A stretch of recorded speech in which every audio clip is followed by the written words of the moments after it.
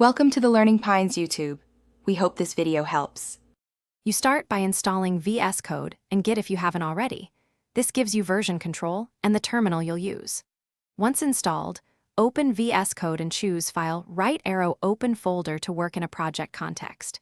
Make sure Git is available in the integrated terminal so commits and branch work are seamless.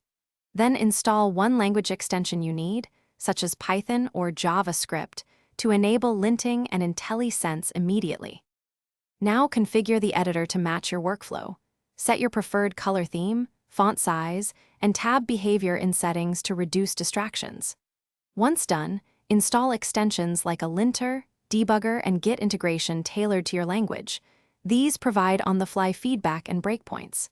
Use the command palette and integrated terminal to run tasks, open files, and execute builds quickly. Make sure key bindings for common actions are finished by creating workspace-specific settings and tasks.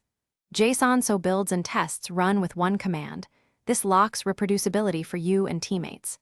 Commit your initial files and push to your remote repository to confirm Git is configured and SSH or HTTPS authentication works.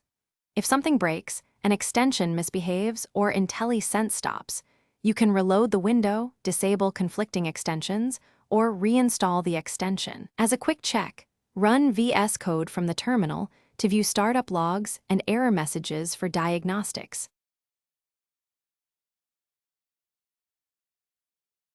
Thanks for watching.